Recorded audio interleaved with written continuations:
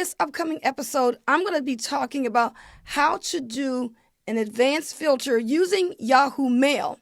The easiest thing to do is take your mouse, click inside the search field at the top, go over to the filter button, click on that, and then what we're going to do is search for a subject. So I'm going to come down to subject, and what I'm looking for is the AWS Cloud Services. Now, that's all I want. So all you got to do is choose search. And at that point, that one email that I could not locate shows up.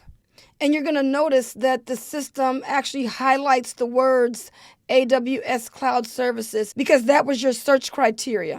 And all I got to do is just click on it to open it up. Boom, there it is. Okay, now we're going to do another type of search. So we're going to go ahead and clear this out, clicking on the X at the top.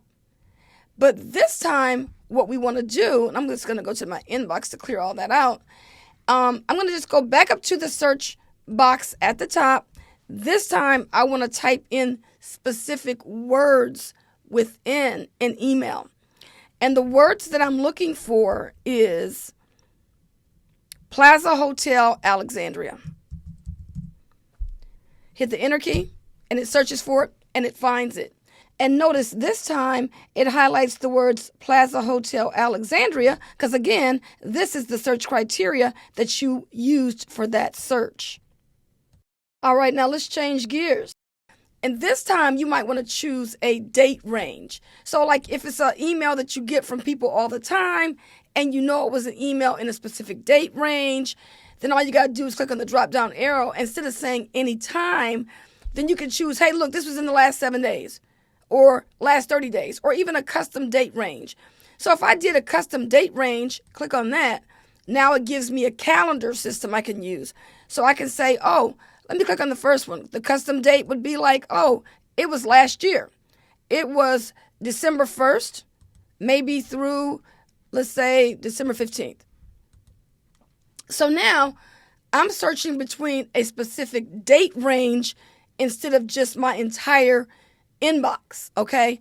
So at that point, you can do that.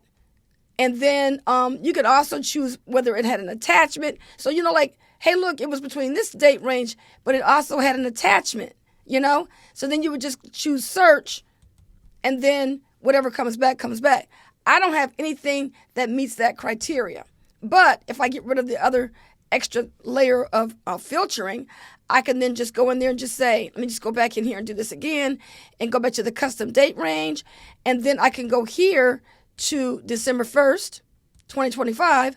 And the end date would be, again, December the 15th, 2025. So I'm going back to that time. But I'm not going to put an attachment, okay? Because the original one that I just did not meet that criteria. So now I choose search. And so now what it does is it brings back all of my emails between those 2 week period, helping me to now sort through what it is I need to sort through. But you have to, really and truly know what you're looking for, know how you're trying to, get to arrive at what you're looking for, and only you know that. So again, if I go back up here to the search button, choose the filter again. Notice I can also just do from. So let's just say I'm going to go Sally Beauty. Okay. Now I want to get all the emails from this email address here. And then, of course, I want to just say, hey, look, I want the last 30 days. So I'm going to go over here and choose a custom date and just say last 30 days. I want all the emails from this particular vendor for the last 30 days. Okay. At that point, now I can choose search.